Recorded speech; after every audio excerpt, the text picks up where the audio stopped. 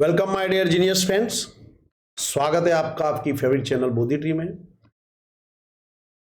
दोस्तों आज हम गाला असाइनमेंट में से हिंदी सेकेंड लैंग्वेज का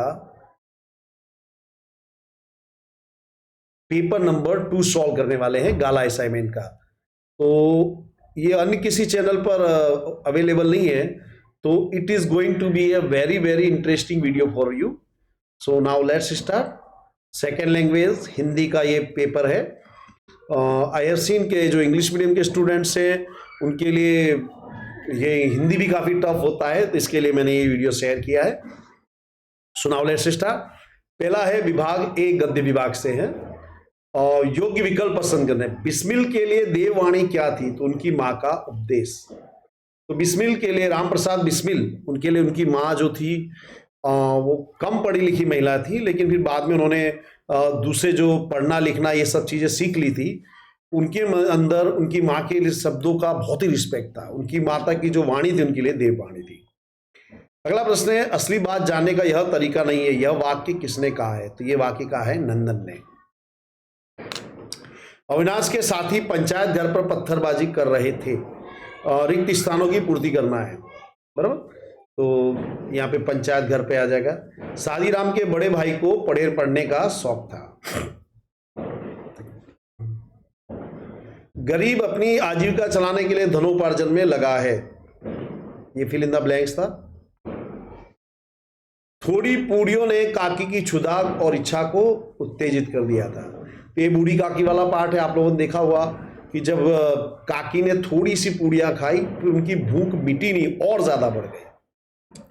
हम किसकी जय जयकार करते हैं? हम बड़े बड़े नेताओं की मूर्ति बनाकर उनकी जय जयकार करते हैं। अंत में दंतुल ने कालिदास को कैसे पहचाना? तो ये जो कालिदास वाला पाठ है उसमें देखा हुआ कि दंतुल ने हिरण का शिकार कर दिया था, लेकिन फिर बाद में जब उसे एहसास होता है कि जो जिससे वाद विवाद कर रहा है वो महाकवि कालिदास है, तो उसे काफी दुख होता है और उनसे माफी मांगता है। तो मल्लिका के मुख से कालिदास का नाम सुनकर दंतुल पहचान गया कि वह कवि कालिदास हैं। सुधा मूर्ति ने टेल्को कंपनी से त्याग पत्र क्यों दे दिया? तो सुधा मूर्ति ने टेल्को में पहले जॉब ली थी, तो जेआरडी टाटा ने उनको बाकायदा इंटरव्यू लेकर के उनको अपॉइंट किया था। तो उन्होंने बाद में टेल्को से त्याग पत्र दे दिया, क्योंकि उनके पति श्री नारायण मूर्ति ये बेंगलुरु में उन्होंने एक कंपनी स्टार्ट की थी, इन्फोसिस। ये भारत की एक बहुत बड़ी कंपनी बन गई है। तो उन्होंने जब नारायण मूर्ति ने, जो सुधा मूर्ति के पति थे, उन्होंने जब इन्फोसिस कंपनी खोली तो उसका साथ देने के लिए उन्होंने किया। दोस्तों आपको जानकर होगा ये कंपनी उन्होंने 10,000 रुपए से शुरू की थी और इसके लिए सुधा मूर्ति ने अपने गहने तक बेच दिए थे। आज ये अरबों खरबों की कंपनी है। और आपको जानकर आश्चर्य हुआ कि ऋषि सुनक जो पीएम है इंग्लैंड के, वो नारायण मूर्ति के जमाई है। और ये सुधा मूर्ति एक बहुत महान लेखिका है। इनकी बहुत चैरिटी का काम करती है और इनकी किताबें बहुत ही शानदार होती है, आपको पढ़ना चाहिए।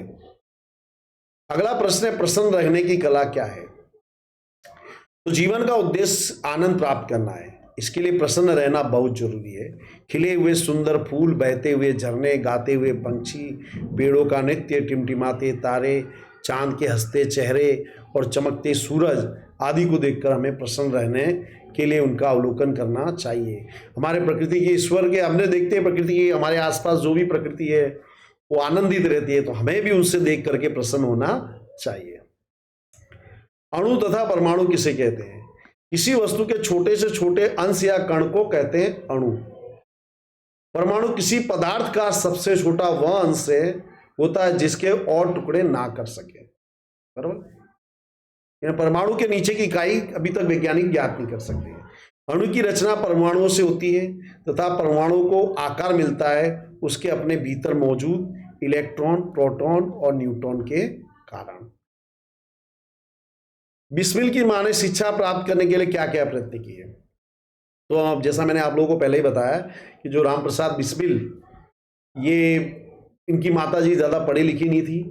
बिस्मिल के जन्म के 5-7 साल बाद उन्होंने हिंदी पढ़ना शुरू किया। मोहल्ले की एक अपने घर पर आने वाली शिक्षित सखी सहेलियों से वे अक्षर बोध करती थी, यानी अक्षर ज्ञान उन्होंने सीखा। घर के कामकाज से जो समय मिल जाता था उसी में उनका पढ़ना लिखना होता था। इस तरह से अपने परिश्रम के बल पर थोड़े ही दिनों में वे देवनागरी पुस्तकों का अध्ययन करने लगे। देवनागरी यानी हिंदी, सामान्य भाषा में कहे तो, इसको याद रखिएगा। अब 4-5 वाक्यों में उत्तर देना है। चोरी का पता लग जाने पर नंदन ने बिंदु के साथ कैसा व्यवहार किया, क्यों? तो नंदन के आत्मीय व्यवहार से बिंदु ने स्वीकार कर लिया कि कमरे के में नीचे गिरा थोड़ा सा मेवा वह उठा लाया था।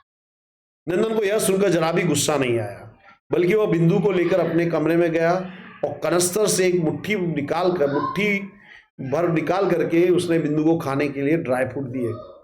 ड्राई फ्रूट यानी मेवा, यानी कि ड्राई फ्रूट। नंदन इस विचारधारा के हैं कि अब सब चीजें सबको मिलनी चाहिए।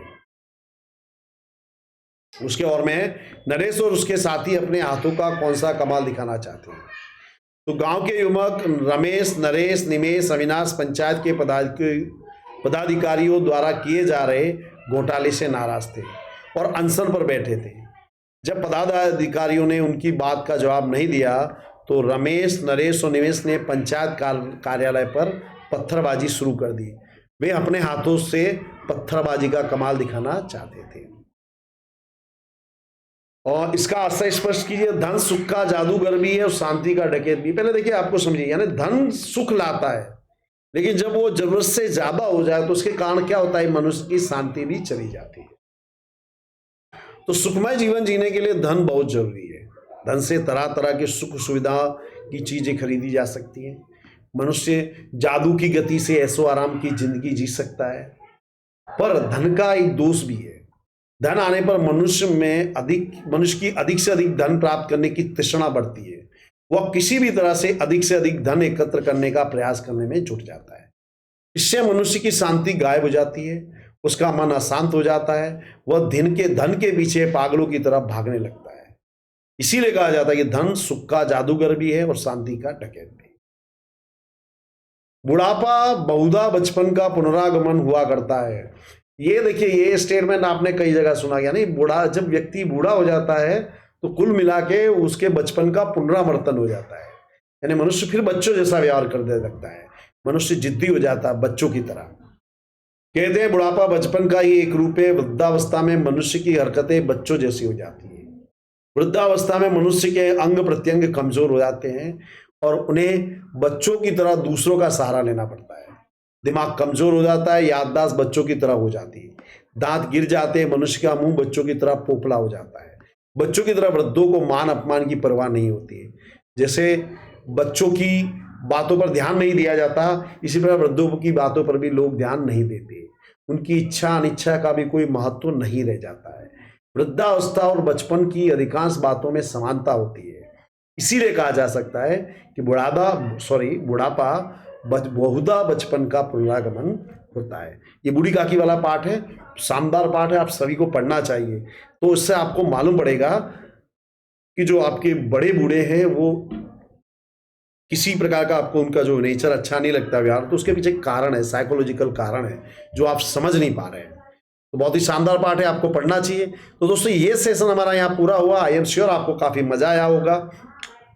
चैनल को लाइक शेयर सब्सक्राइब अवश्य कीजिएगा। Thank you very much friends, have a very nice day.